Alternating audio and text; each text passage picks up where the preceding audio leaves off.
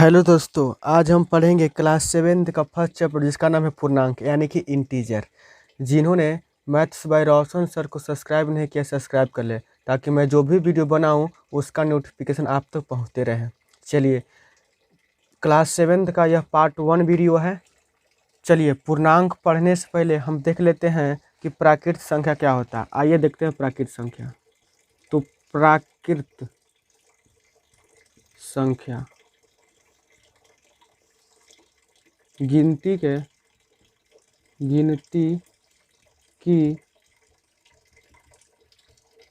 संख्या को प्राकृत संख्या कहते हैं। गिनती के संख्या को प्राकृत संख्या कहते हैं। इसे n से सूचित किया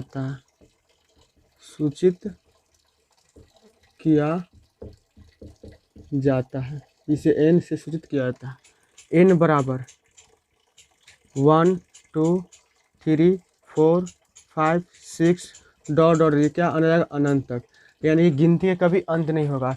तो प्राकृत संख्या किसे कहते हैं? गिनती में प्रयुक्त होने वाली संख्या, यानी गिनती की संख्या को प्राकृत संख्या किसे कहते हैं? गिनती की संख्या को प्राकृत संख्या कहते हैं। इसे n से सूचित किया जाता है, यानी कि नेचुरल नंबर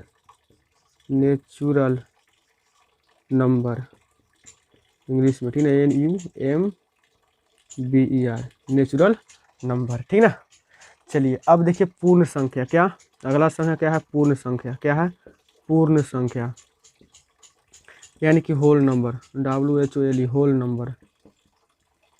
तो होल नंबर क्या होता है? आइए देखते हैं। शून्य से लिखिएगा, शून्य से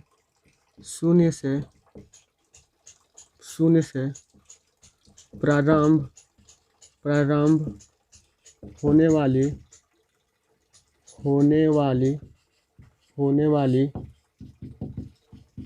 संख्या को पूर्ण संख्या कहते हैं। इसे W से सूचित किया जाता है।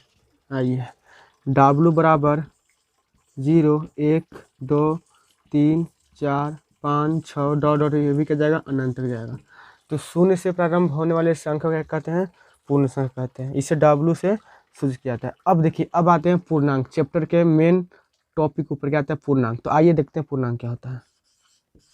पूर्णांक यानी कि इंटीजर।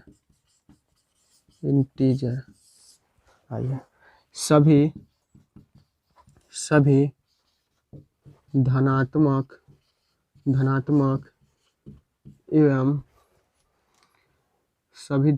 एवं ऋणात्मक संख्या को पूर्णांक कहते हैं। इसे Z या I से सूचित किया जाता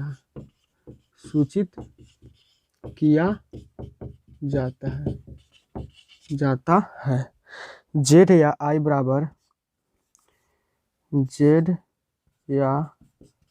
बराबर कितना हो जाएगा? -4 -3 -2 -1 0 1 2 3 4 डॉट अनंत तक, ये भी क्या जाएगा? अनंत ही तक जाएगा, ठीक ना, अनंत तक।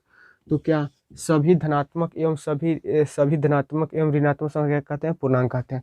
देखिए, सभी धनात्मक संख्या और सभी ऋणात्मक संख्या क्या कहते हैं? पूर्णांक कहते हैं, ठीक ना। चलिए, कोई दिक्कत?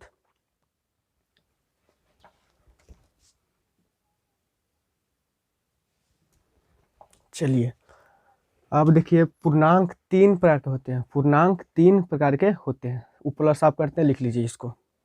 चलिए, साफ कर दो ऊपर वाला।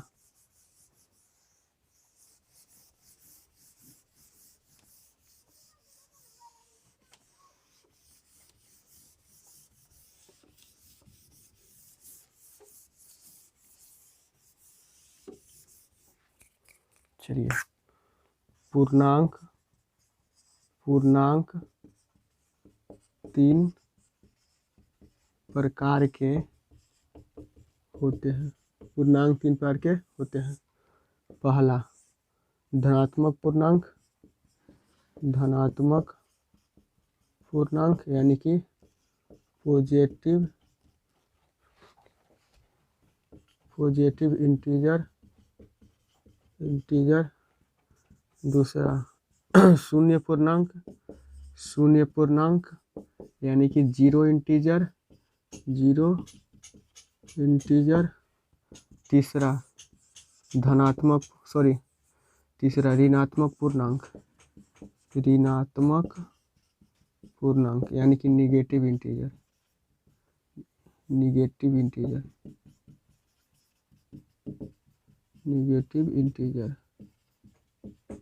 चलिए ठीक ना। अब देखिए धनात्मक पूर्णांक। क्या धनात्मक पूर्णांक? तो धनात्मक पूर्णांक को जो भी संख्या है किसमें आएगा? प्लस में। किसमें आएगा? प्लस। जैसे 1 2 3 4 5 ये सब संख्या किसमें रहेगा? धनात्मक पूर्णांक। ठीक ना। दूसरा क्या? शून्य पूर्णांक। इसमें क्या? केवल शून्य रहे। क्या रहे? केवल शून्य। ऋणात्मक पूर्णांक कहने का मतलब क्या? ऋणात्मक पूर्णांक कहने का मतलब क्या? -1 -2 -3 -4 -5 सब क्या रहेगा? ऋणात्मक संख्या रहेगा।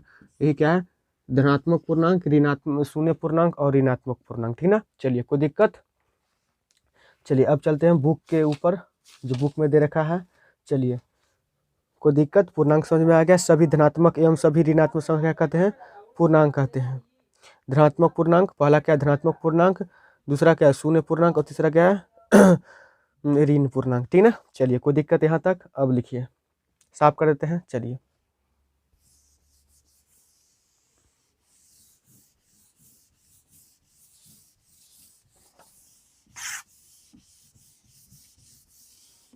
चलिए अगला हेडिंग है पूर्णांकों के योग तथा घटाव के गुणधर्म। हेडिंग क्या है? पूर्णांकों के योग तथा घटाव के गुणधर्म। पहला कौन सा नियम है? पहला नियम है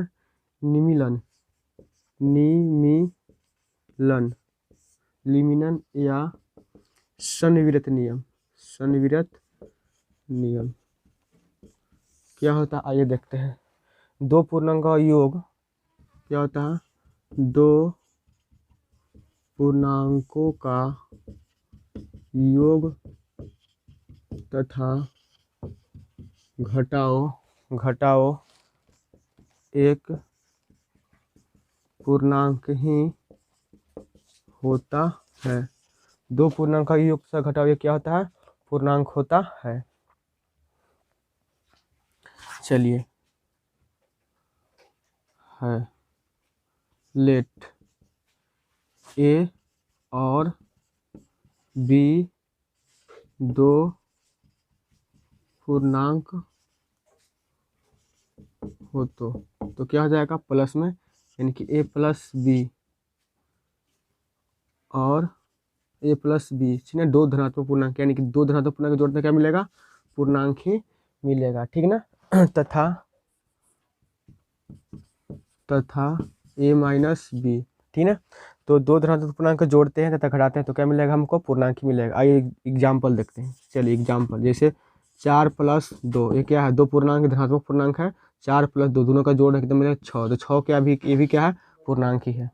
4 - 2 यानी कि क्या पूर्णांक है? ये भी क्या पूर्णांक है? तो क्या कर रहे हैं? घटा रहे हैं। घट कितना आएगा? 2। तो ये भी क्या है? एक पूर्णांक है। तो याद रखिएगा कि दो पूर्णांकों का योग तथा घटाओ एक पूर्णांक ही होता है। ठीक ना। चलिए लेट मान लिए ए और बी क्या दो पूर्णांक हो तो a प्लस बी तथा a माइनस बी। ठीक ना। चलिए कोई दिक्कत नहीं। चलिए अगला है, दूसरा है क्रम विनिमय नियम। दूसरा है क्रम विनिमय नियम। क्या है? क्रम विनिमय नियम, याद रखिएगा। चलिए यदि ए और बी दो पूर्णांक हो तो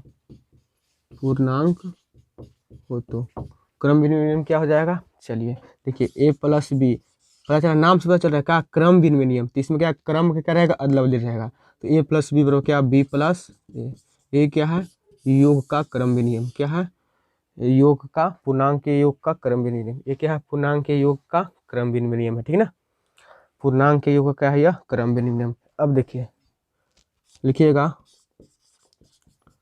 पूर्णांकों का योग क्रम विनिमय नियम का पालन करता है।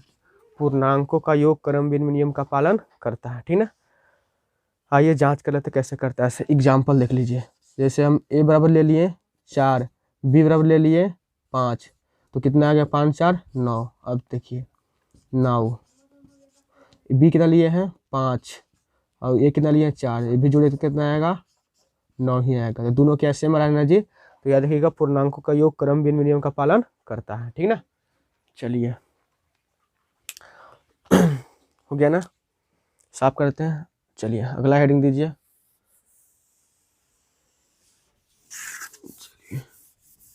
अगला हेडिंग क्या है, पूर्णांकों का घटाओ क्रम विनिमय नियम का पालन नहीं करता है, यानी कि a minus B not equal B minus A, यानी कि पालन नहीं करेगा, ठीक ना। पूर्णांकों का घटाव क्रम विनिमय का पालन नहीं करता है, ठीक ना, याद रखिएगा।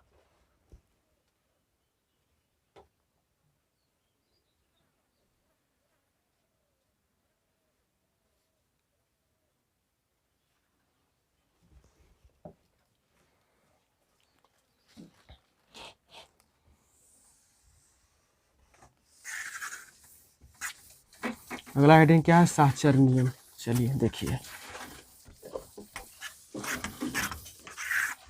क्या है,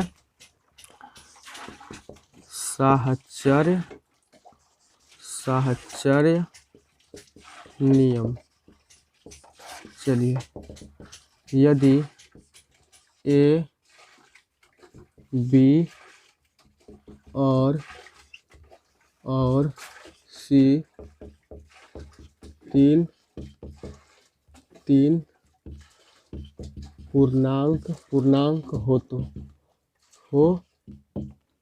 क्या हो जाएगा साहचर्य नियम। आइए देखते हैं साहचर्य नियम क्या हो जाएगा, ए प्लस बी प्लस सी, इसको इंटू में कीजिएगा, बराबर ए प्लस बी प्लस सी, एक बार इसको इंटू में कीजिएगा। यही क्या है, योग का साहचर्य नियम, पूर्णांक योग का क्या है, साहचर्य नियम, ठीक ना। यहाँ लिखिएगा पूर्णांकों का योग साहचर्य नियम का पालन करता है, ठीक ना। आगे लिखिएगा पूर्णांकों का घटाओ साहचर्य नियम का पालन नहीं करता है। पूर्णांकों का क्या, घटाव साहचर्य नियम का पालन नहीं करता है। जैसे a minus B minus C into not equal a minus B minus C, इसको एक बार इंटू, ये क्या है, पूर्णांकों का घटाव साहचर्य नियम का पालन नहीं करता है, ठीक ना, याद रखिएगा। चलिए अगला पॉइंट है आपका, अगला पॉइंट है योज प्रतिलोम। तो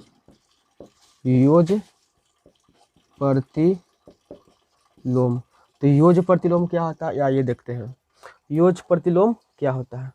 तो योज प्रतिलोम कुछ नहीं होता है, यानी कि जो रहेगा प्लस में, जो प्लस में रहेगा वो किस में, माइनस में हो जाएगा, ठीक ना। और जो माइनस में रहेगा किस में हो जाएगा, प्लस में। एक एग्जांपल देखिए, जैसे 4 का योज प्रतिलोम क्या हो जाएगा, 4 का योज प्रतिलोम तो -4 हो जाएगा। ये क्या हो जाएगा आंसर, ठीक ना। आपसे पूछेगा कि -2 का योज प्रतिलोम तो क्या हो जाएगा 2 हो जाएगा, ठीक ना। तो योज प्रतिलोम क्या होता है, यही होता है। चलिए ठीक है, समझ में आ गया ना। एक याद रखिएगा, पूर्णांक जीरो को योज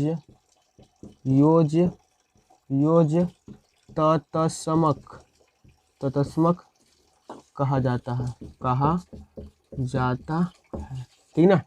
पूर्णांक जीरो को क्या कहते हैं, योज प्रतिलोम, योज तत्समक क्या कहते हैं, जीरो को क्या कहते हैं, योज तत्समक कहते हैं, ठीक ना, याद रखिएगा। चलिए अब हम चलते हैं एक्सरसाइज के ऊपर। प्रश्नमाला 1 के ए हो गया, कोई दिक्कत। चलिए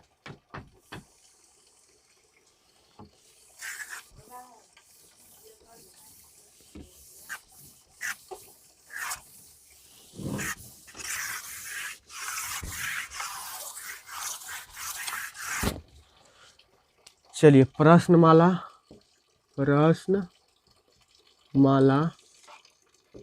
1 के ए, 1 का ए, प्रश्नमाला 1 का ए। तो 1 के ए के पहला प्रश्न क्या बोल रहा है, 1 के ए के पहला प्रश्न क्या बोल रहा है कि पूर्णांकों के जोड़ का जो गुण धर्म प्रदर्शित होता है उनका नाम लिखना है।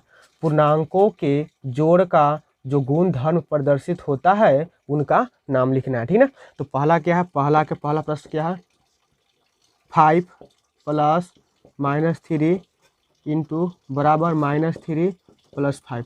तो ये कौन सा नियम है जी, देखिए जैसे मान इसको हम मान लिए ए, यहाँ प्लस का चिन्ह, इसको मान लिए पूरा का मान लिए बी बराबर, इसको क्या माने हैं बी, तो बी + ए, ये क्या है क्रम विनियम नहीं है कि नहीं है, एक क्रम विनियम।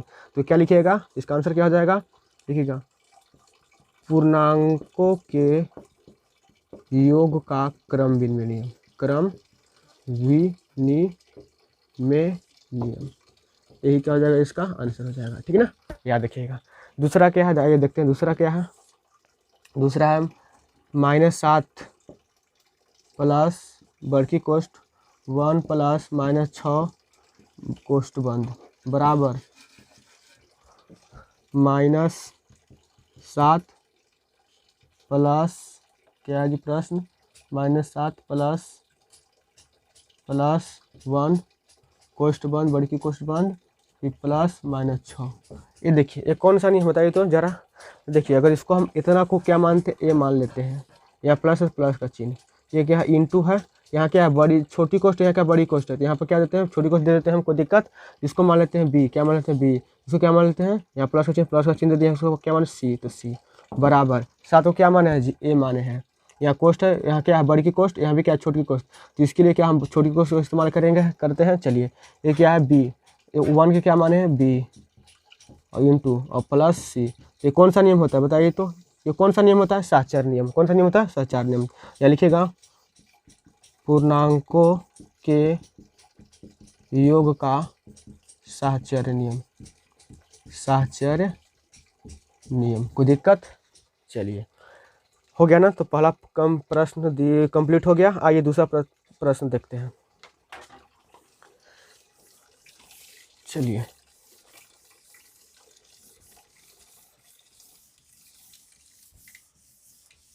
दूसरा प्रश्न क्या बोल रहा है, दूसरा प्रश्न बोल रहा है कि निम्नलिखित पूर्णांकों का योज प्रतिलोम। तुरंत ने बताया यार योज प्रतिलोम, ये क्या है 10 है, प्लस में है तो कितना -10 हो जाएगा, ये क्या हो जाएगा योज प्रतिलोम आंसर। ये क्या दूसरा का पहला है, दूसरा देख लीजिए, दूसरा क्या -3 तो कितना हो जाएगा 3 हो जाएगा योज प्रतिलोम। क्या हो जाएगा योज प्रतिलोम क्या हो जाएगा, जो प्लस में रहेगा किस में माइनस में, और जो माइनस में किस में हो जाएगा प्लस में। तीसरा क्या है, तीसरा है कितना -9 तो कितना हो जाएगा 9 हो जाएगा। चौथा क्या है, चौथा है 0 तो 0 क्या रहेगा, 0 ही रहेगा योज प्रतिलोम, ठीक ना, याद रखिएगा। अब देखिए तीसरा प्रश्न क्या बोल रहा है जी, तीसरा प्रश्न बोल रहा है कि निम्नलिखित में पूर्णांक का योज तस्मक पहचाने। तो बताए थे क्या 0 क्या है जी, 0 एक योज तस्मक है, ठीक ना, याद रखिएगा, ठीक ना। चलिए यहाँ पर आपका क्या चैप्टर खत्म हो गया। चलिए हम इस वीडियो को यहीं पे एंड कर देते हैं। Thanks for watching the video. जिन्होंने मैथ्स बाय रोशन सर को सब्सक्राइब नहीं किया सब्सक्राइब कर ले, ताकि मैं जो भी वीडियो बनाऊँ उसका नोटिफिकेशन आप तक पहुँचते रहे। जय हिंद, जय भारत।